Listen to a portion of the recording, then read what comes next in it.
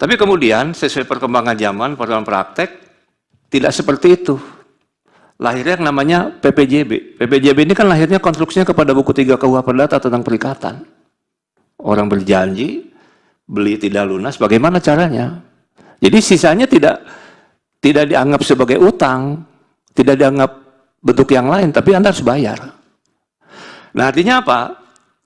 PPJB ini merupakan living law saja di kalangan masyarakat, kemudian oleh pembuat Undang-Undang nomor 1 ini ditarik begitu saja menjadi norma hukum. Jadi kebiasaan-kebiasaan ditarik menjadi norma hukum tanpa dilihat lagi latar belakangnya ini kenapa bisa terjadi. Mohon maaf tadi Pak Soehartoyo sudah menyebutkan, ya, disebutkan menjadi modus. Saya ingin sedikit cerita, memang di sini tidak ada. Apakah PPJB ini bisa dijadikan modus untuk yang gratifikasi, Pak? Bisa.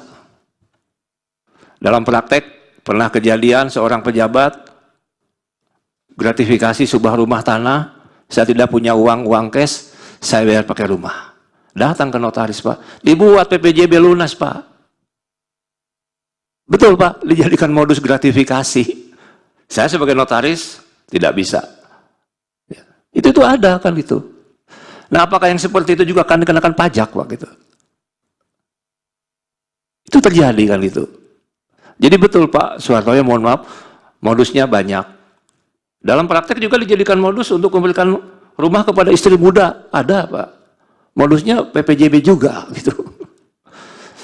Jadi PPJB itu saya tadi mengatakan banyak cara, banyak alasan, Pak. Sehingga saya meminta norma hukum PPJB itu diberikan makna, kalau mohon maaf istilahnya tadi pemaknaan, untuk PPJB yang mana gitu, Pak.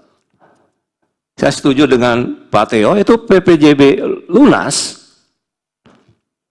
yang sesuai dengan rumusan di Mahkamah Agung. Hak kewajiban sudah lunas, ada bukti pembayaran, fisik dikuasai, selesai.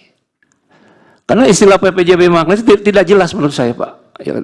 Habib, kalau unsur-unsur itu harus dipenuhi yang dimaksud Mahkamah Agung, orang buat AJB, nggak perlu pakai PPJB. Ya langsung saja AJB, ya kan? Pak. Kalau Iya. Mahkamah Agung itu dipenuhi, ya sama saja, ngapa orang buat PPJB, AJB saja langsung.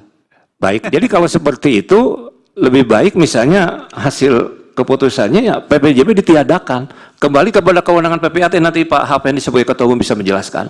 Jadi lebih baik kalau seperti itu, starting point BPHTB-nya pada saat ditandatangan AJB di hadapan PPAT, itu saya setuju. Kalau seperti ini memang gampang dengan yang saya berikan tadi. Jadi kalau misalnya PPJB itu harus lunas dan sesuai rumusan Mahkamah Agung, memang jadi gampang, Pak. Orang tidak akan dibuat di hadapan notaris, buat saja di bawah tangan ketika ada masalah, apa yang dilakukan? Karena saya pengalaman, gugat ke pengadilan, berdasarkan penetapan pengadilan, putusan daftarkan jadi, Pak. Banyak, Pak, caranya. Itu sebenarnya maknanya di praktek banyak. Jadi kalau saya lebih setuju, kalau memang mau ditegaskan, starting point pasal 49A ini, 49 itu adalah ketika dibuat di hadapan pejabat pembuat akta tanah, selesai, Pak. Kenapa para PPAT, mohon maaf, tidak akan membuat akta PPAT kalau semua pajak-pajak ini belum dibayar. Kalau membuat akta PPAT pajak belum dibayar, di sini ada Pak Hapendi, pasti akan dikenakan sanksi, ini PPAT tidak beres. Jadi kalau maknanya seperti itu, kalau mau tegas dan ekstrim, Pak. Tapi kalau